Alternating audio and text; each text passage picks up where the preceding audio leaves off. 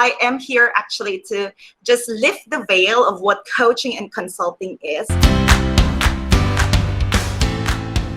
How is the demand for coaching as profession? So, well, see, today you can start coaching, right? The key is whether or not someone is going to buy your coaching, because coaching it on its own, it's not a career that people look for. Like, no, so far, very few businesses or very few organizations are hiring a coach. They might hire a corporate coach or communications coach for certain projects, and the way people will contact you is through your network or through your credibility or through your exposure. And this is the reason why branding is important. So in my case, I am seen quite in big media. So if people want to check me out, they can see what I've spoken about, what I've, in my LinkedIn. I post regularly. I have a team that supports me in all that. I also have a book. So it is about you sharing your message. So if you're asking how is it as a job opportunity, it is very lucrative if you have a brand, but it's not something that people are or companies are actively looking for. Sometimes we need to create the problem to drive the demand.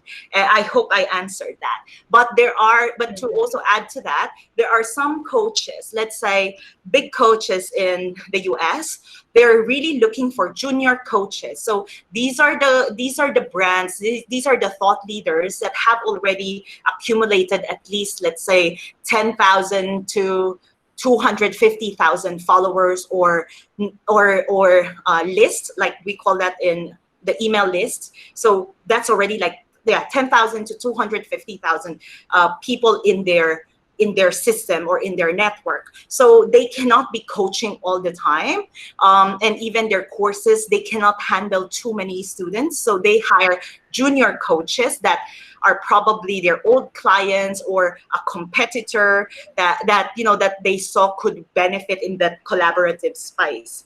In what industry are you coaching or consulting? So my specialty is in mindset, branding, and entrepreneurship. So basically anybody who wants to build a brand, to scale their brand, to up level their game in their industry, I can provide that service. But my experience specifically is penetration, meaning when you want to enter a new market, when you feel that your endeavors are not working. And I'll give you a very specific example in the Philippines with the pandemic, right? A lot of the traditional businesses went online, and they thought like this is an observation. Many businesses think that as long as they have an online presence, meaning they start a Facebook page, they start an Instagram, that's it. They can post all their products and boom, it opens the door and all the customers come. So that's not the case, because in online, again, you are competing with so many people. So you have to be really careful about how you tell your story, how you build an audience online, because most of the time, the audience online and offline may not necessarily be the same. And if it is an extension, let's say for bigger established companies like Shangri-La or SM, like those are their ways to retain you versus to build their relationship with you. An hour or session in general costs on average. So I charge $450 an hour, but I don't just charge an hour, because for me, I find that very limiting. So in coaching and consulting, there is no limit. Meaning there are cheap coaches. Some coaches charge $50, some even less. Some coaches or consultants go as high as $5,000 an hour. So it really, like, this industry is so big.